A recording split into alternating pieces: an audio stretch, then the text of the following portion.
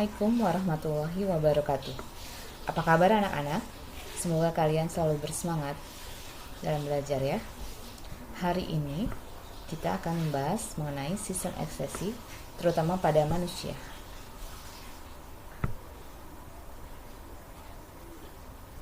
Mengapa materi ini sangat penting?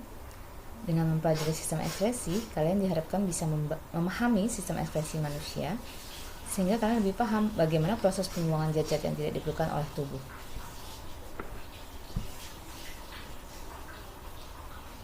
Ekskresi merupakan proses pengeluaran zat-zat sisa metabolisme yang tidak diperlukan oleh tubuh. Zat-zat sisa tersebut harus dikeluarkan agar tidak meracuni tubuh, karena dapat merusak berbagai organ di dalam tubuh, bahkan bisa menimbulkan kematian. Sistem ekskresi meliputi organ ginjal, kulit, paru-paru, dan hati.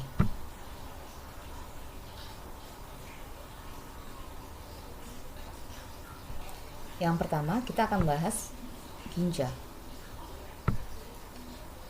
Ginjal berfungsi untuk menyaring darah.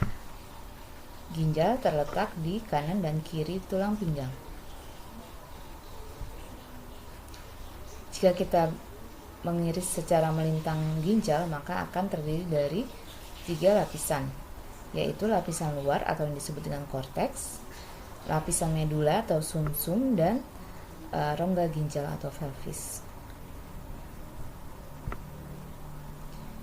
Ginjal tersusun dari kurang lebih 1 juta alat penyaring atau yang disebut dengan nefron, yang merupakan unit struktural penyaring ginjal. Setiap satu nefron terdiri dari badan Malpighi dan tubulus atau saluran-saluran. Setiap badan Malpighi mengandung glomerulus yang terdapat dalam kapsula Bowman. Berikut kita akan menyaksikan video mengenai proses pembentukan urin di dalam ginjal.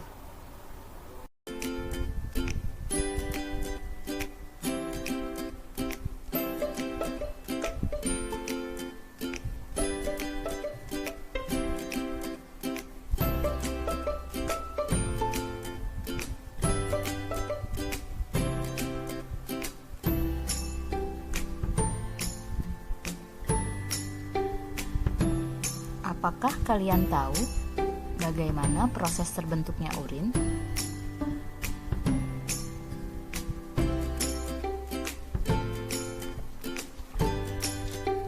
Proses pembentukan urin terjadi melalui 3 tahapan.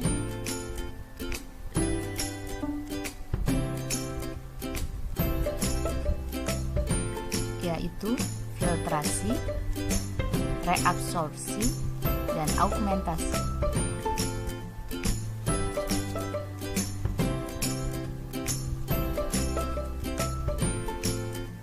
Filtrasi merupakan proses penyaringan yang terjadi di glomerulus. Sel-sel darah, trombosit, dan protein disaring agar tidak ikut dikeluarkan oleh ginjal. Hasil filtrasi adalah urin primer.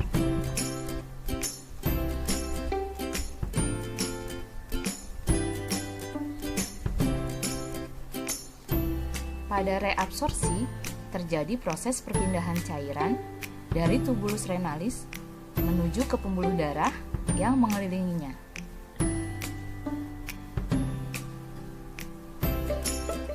Zat-zat yang direabsorpsi antara lain asam amino, glukosa, asam asetoasetat, vitamin, garam-garam anorganik, dan air. Reabsorpsi menghasilkan urin sekunder.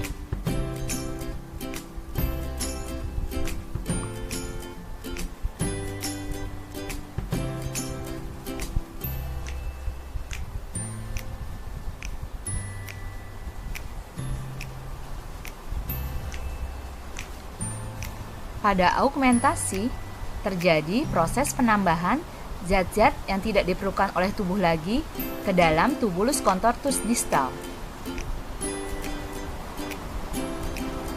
Hasil augmentasi dinamakan urin sebenarnya.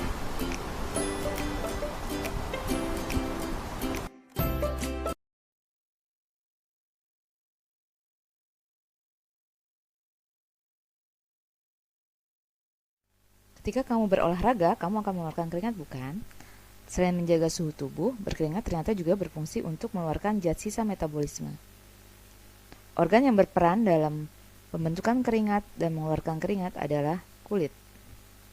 Kulit terdiri dari dua lapisan utama, yaitu lapisan epidermis atau kulit ari dan lapisan dermis atau kulit jangat.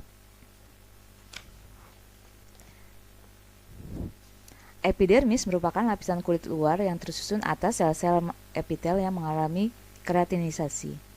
Pada lapisan epidermis tidak terdapat pembuluh darah maupun serabut saraf. Lapisan dermis terdapat di bawah epidermis. Pada lapisan dermis terdapat otot penggerak, rambut, pembuluh darah, pembuluh limfa, saraf, kelenjar minyak, dan kelenjar keringat. Di bawah lapisan dermis terdapat lapisan hipodermis atau lapisan subkutan.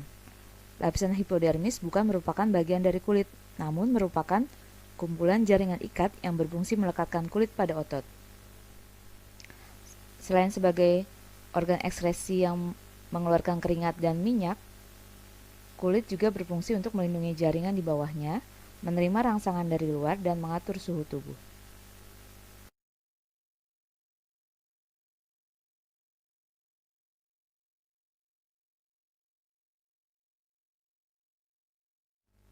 Paru-paru.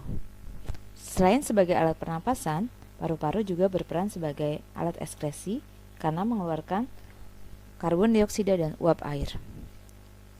Pertukaran gas oksigen dengan karbon dioksida terjadi di alveolus. Di dalam kapiler jaringan tubuh, darah mengikat karbon dioksida untuk dikeluarkan bersama dengan uap air.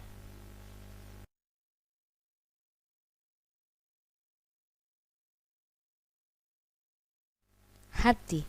Selain berperan dalam sistem pencernaan, hati juga berperan dalam sistem ekskresi, yaitu mengeluarkan zat warna empedu yang disebut dengan bilirubin. Bilirubin dihasilkan dari pemecahan hemoglobin yang terdapat pada sel darah merah. Sel darah merah yang rusak akan dihancurkan oleh makrofag di dalam hati dan limfa. Hemoglobin yang terkandung dalam sel darah merah dipecah menjadi zat besi, globin, dan hemin. Zat besi selanjutnya dibawa menuju sumsum merah tulang untuk digunakan membentuk hemoglobin baru. Globin dipecah menjadi asam amino untuk digunakan dalam pembentukan protein lain. Sedangkan hemin diubah menjadi zat warna hijau yang disebut biliverdin. Biliverdin kemudian diubah menjadi bilirubin yang merupakan zat warna kuning oranye. Bilirubin selanjutnya dikeluarkan bersama getah empedu. Getah empedu dikeluarkan ke usus 12 jari, kemudian menuju usus besar. Di dalam usus besar, bilirubin diubah menjadi urobilinogen. Urobilinogen diubah menjadi urobilin sebagai pewarna kuning pada urin dan sterkobilin sebagai pigmen coklat pada feses.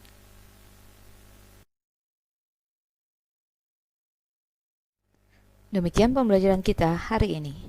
Tetap semangat belajar ya guys. Assalamualaikum warahmatullahi wabarakatuh.